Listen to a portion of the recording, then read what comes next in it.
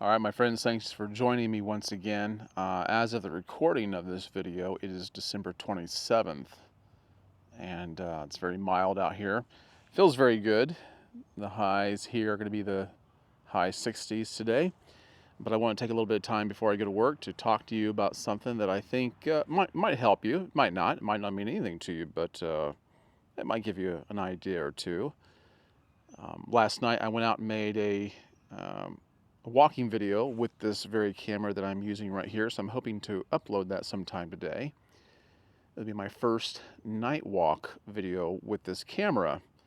I'm hoping it turns out well. I hope I got my settings right because it's supposed to be a low light beast, but if you don't know what you're doing, you can still screw it up. But failing is part of the business, is it not?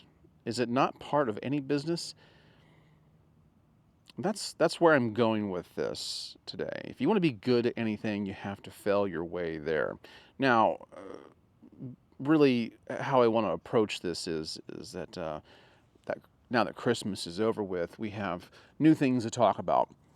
New Year's is on the way, and typically this is when people start talking about what their New Year's resolutions are, and they're usually along the lines of something fitness oriented or dietary. It could be that you might have reading goals, or it might be that you just want to get more sleep, or you want to travel more. You want to mend relationships. You want to take some time to self-reflect. I don't know. It just really depends. I mean, the scope is very large as to what one might want to do in the coming year. I have a few ideas, one of only which I'm going to speak of. It's tempting to go through all of them, but I'm not going to do that. I'm going to try to keep this as simple as possible. By the way, do you like this hat? Monsters University. I got this at Disney. I love Monsters, Inc. I'm starting to look a little bit like Sully. Am I not? I've actually thought about going to Disney and painting my beard to look like Sully. You know, the pale blue, the baby blue, and the white dots and everything, but that would look kind of weird. It would get a little too much attention, which would be the point, but that's just not my thing. But I thought about it just because I start to look like him after a while, and I don't know. It'd be funny, but I think that's just going to remain in my thoughts only.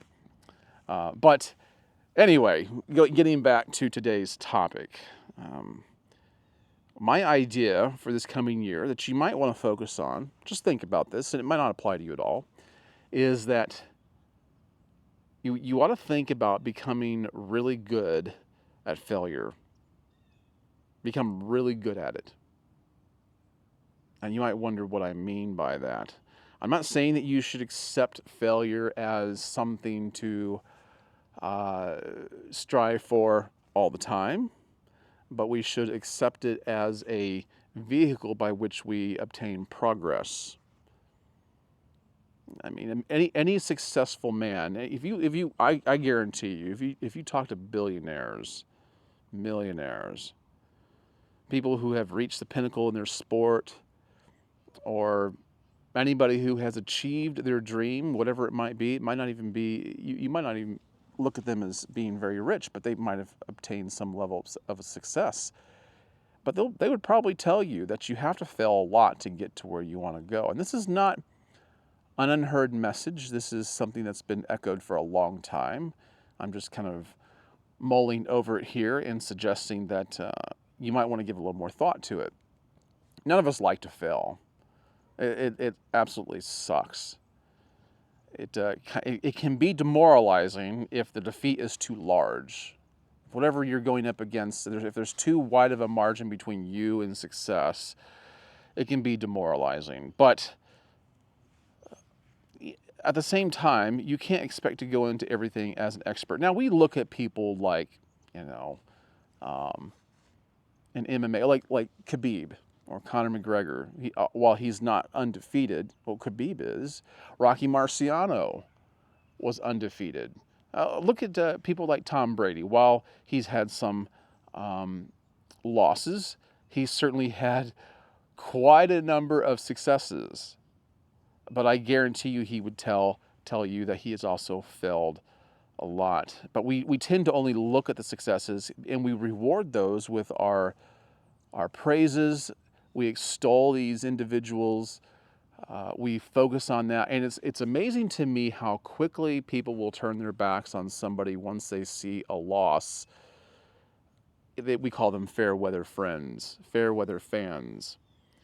And while I'm not trying to focus on that, it just goes to show you the mentality that people have to deal with and cope with when they're trying to succeed at something, which makes failing even harder. But when we're young, in this day and age, if you're a young person, you might be used to getting participation trophies if you just step foot onto the soccer field. Correct? I mean, I've read stories recently. I'm reading a book called, or actually just finished a reread of a book called The Narcissism Epidemic, and one of the authors is a father of a child who's on a soccer team, and he said that every child on the team got a participation trophy, even though some of the kids were just laying on the grass and rolling around while the other team was kicking the ball into the goal post. Not post, but into the goal. And he said, no, I don't think they deserve participation trophies, because as they get to be older and become adults, we don't get participation trophies. We get rewarded when we succeed, and we all want to be rewarded. We want people's respect. We want that feeling of accomplishment, but we're not always going to get it. And so some people will let that hold them back and keep them from even trying. Now, here's the thing. If you can accept failure and be willing to fail over and over and over again, that means you're trying. At some point, your efforts are going to pay off. Now, you may achieve a different result than you originally set out to, but nonetheless, you will accomplish something. You will accomplish something. We all get knocked down. We get knocked down a few pegs. We get knocked down by getting, if you're a man, growing up, you get knocked down by getting punched in the mouth. You get pushed around, you get bullied. And I'm not saying that's all bad for you. It does teach you something. And it teaches you how to be a man, how to defend yourself, how you want to cope with things. We oftentimes say the measure of a man is not how many times he falls down, but rather how many times he gets up. You fall down 7 times, you get back up 8. And we admire that.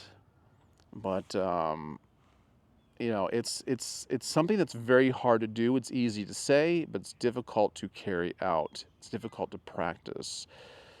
Now, failing, I'll tell you the upside to failure is that it's easier to be a good failure than it is to be a good winner. If you win all the time, and we know individuals like this who seem particularly gifted, there's going to come a time, more than likely, that they're going to fail. And when we've seen this happen, these people will cry, they'll become angry, they'll claim some kind of conspiracy or some kind of shenanigans, and they don't do well. Now, not always. Some people are prepared for that, and it takes that kind of preparation. But oftentimes, winning does not determine the wealth of a person. I'm talking about inside. It does not determine the wealth of a person. It does not determine the degree of goodness that a person contains inside. I'm feeling I'm at a loss for words here. I know what I'm thinking. I'm just trying to suss it out in my mind.